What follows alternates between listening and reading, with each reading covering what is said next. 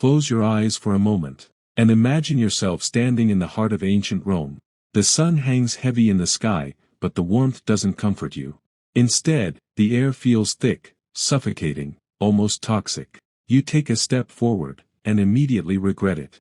Beneath your feet, the streets are not clean stone pathways like you might expect. They are covered in a mixture of mud, waste, and something far worse. Rotting food, animal remains, and human filth. Yes, human waste.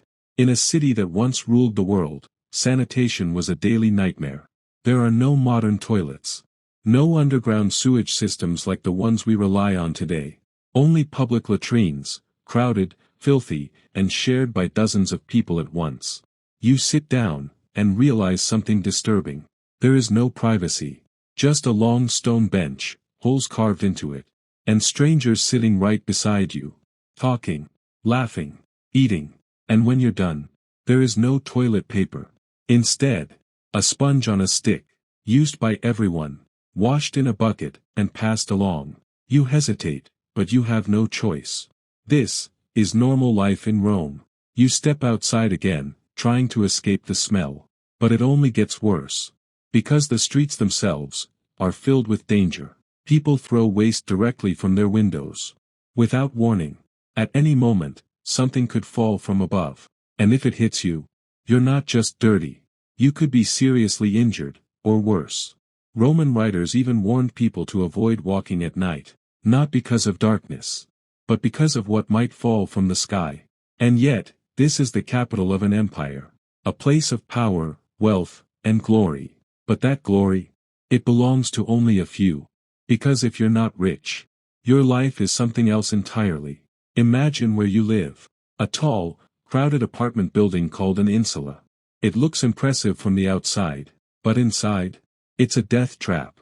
Wooden beams, cracked walls, weak foundations. Fire spreads quickly here. And when it does, there is no escape. No organized fire department. No safety systems. Only panic. People jumping from windows. Families trapped inside. Entire buildings collapsing in flames. And even if fire doesn't get you, collapse might. These buildings were often built cheaply, and quickly. Greedy landlords didn't care about safety. They only cared about profit. So every day you wake up, you don't just worry about food or work. You wonder if your home will still be standing by nightfall. But let's say you survive the night. Morning comes. And now, you have to eat. If you're wealthy, your table might be filled with meats, fruits, and fine wine. But you're not wealthy. So your breakfast? Bread. Maybe some olives, if you're lucky. And as the day goes on, hunger follows you. Food is expensive. And shortages are common. Sometimes, people line up for hours just to receive free grain from the state. A system designed to prevent riots. Because when Romans get hungry, they don't stay quiet. Now imagine walking through the marketplace.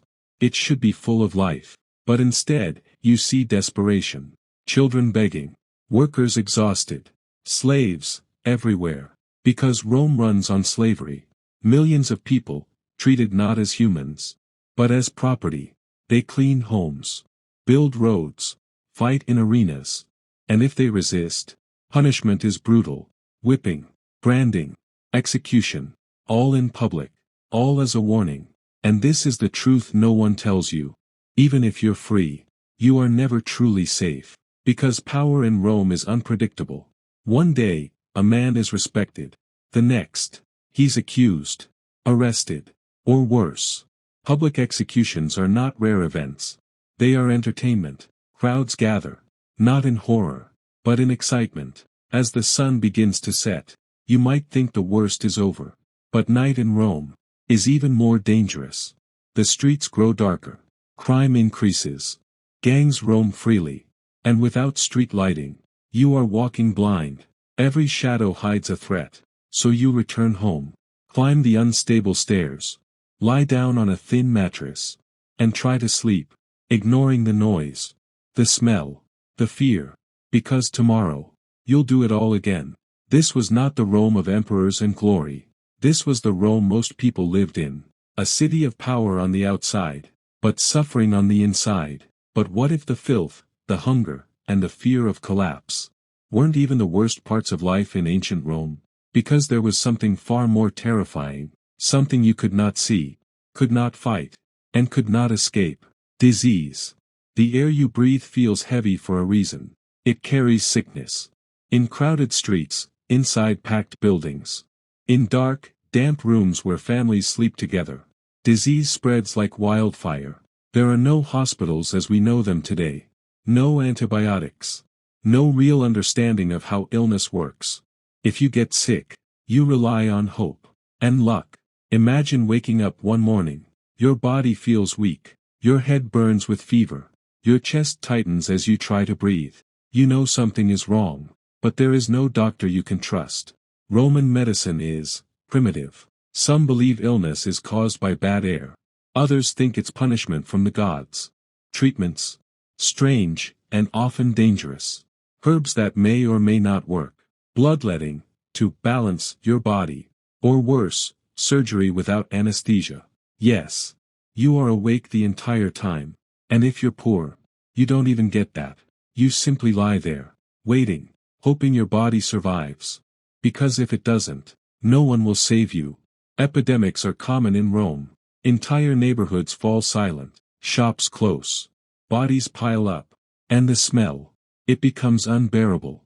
Death is not something distant, it's everywhere. And it doesn't just take the weak. Children, especially, rarely survive long. In fact, many families expect loss.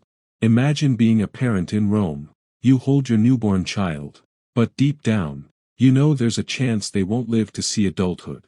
That's how normal death has become. But disease isn't the only silent killer. There's something else. Flowing through the city, hidden in plain sight. Water. Rome is famous for its aqueducts. Massive structures bringing water into the city. It sounds impressive. And in some ways, it is. But there's a problem. The water travels through lead pipes. Yes, lead. A toxic metal. Slowly poisoning the people who drink from it. Day after day. Year after year. Without them even realizing it. And if that wasn't enough, the water itself is often contaminated. Mixed with waste, dirt, and bacteria. So every sip you take could be making you weaker. Now imagine trying to relax. Trying to escape all of this. You go to one of Rome's famous bathhouses. A place meant for comfort, for cleanliness, for peace. But what you find is something very different. The baths are crowded, packed with bodies.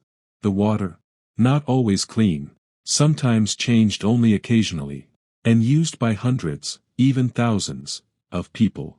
One after another. Sweat, dirt, oils, all mixing together. You step into the water. And for a moment, it feels warm, comforting. But then you realize, you are sharing this with strangers. People who may be sick, infected, contagious. Relaxation turns into risk. But maybe, just maybe, you decide to distract yourself. To forget about the fear, the hunger, the sickness. There's one place Romans go for that. The arena. You join the crowd. Thousands of people. All waiting. Excited. Hungry, not for food, but for violence. The gates open. And the games begin. Gladiators step into the arena. Some are trained fighters. Others are prisoners. Slaves. Men forced to fight for their lives. You watch as two men face each other. Weapons drawn. The crowd roars. They don't want a quick fight. They want blood. One man falls. He raises his hand, begging for mercy. And all eyes turn to the crowd. Thumbs decide his fate. Up or down. Life or death. And the worst part, this is normal. This is entertainment. Families bring their children to watch. To cheer. To celebrate death. But it's not just gladiators. Sometimes, animals are released. Lions. Bears. Exotic creatures brought from distant lands. And sometimes, the victims are not fighters at all. They are criminals. Or people accused of crimes. Thrown into the arena. Unarmed. You watch as they try to run. To escape. But there is nowhere to go. The crowd laughs. Cheers.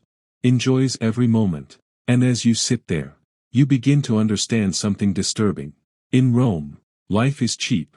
It doesn't matter if you're poor. It doesn't matter if you're weak. And sometimes, it doesn't even matter if you're innocent, because survival here is not guaranteed. As the games end, you leave the arena.